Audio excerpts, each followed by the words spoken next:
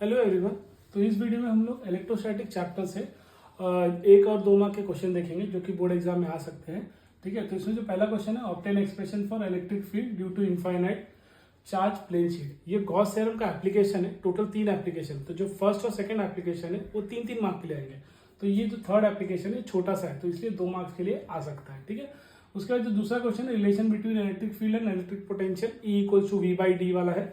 तो यहाँ करके जाएगा, अभी तक पूछा नहीं गया है, तो 2 मार्क्स के लिए पूछा जा सकता है। उसके बाद है difference between polar and non polar dielectric.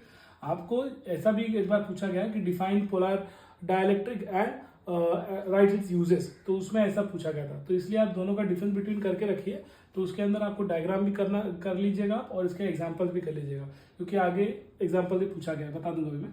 उसके बाद draw diagram of handicraft generator. अगर ये क्वेश्चन आता है construction and working of handicraft generator, तो वो 3 मार्क्स के लिए आता है। तो वहां पर भी आप जब डायग्राम बना दोगे तो 1.5 मार्क आपको डायग्राम के लिए, जब 3 या 4 मार्क के लिए आएगा। नहीं तो एटलीस्ट आप इसका एक डायग्राम करके जाओगे तो डायग्राम अलग से भी आ सकता है 2 मार्क्स के लिए। तो इसलिए हैंडीक्राफ्ट जनरेटर करके जाइए। उसके बाद है capacitance of a capacitor and SI unit.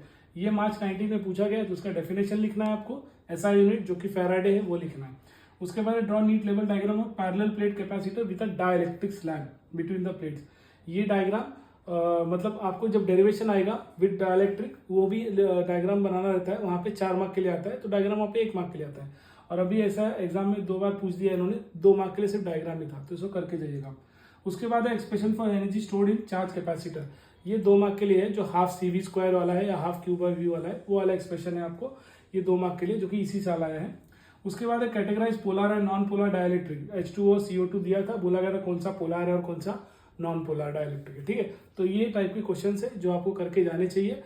Gauss theorem का एप्लीकेशन आप पहले कर लेना, 4-4 मार्क वाला। ठीक है, तो आई होप ये वीडियो पसंद आया होगा। Thank you.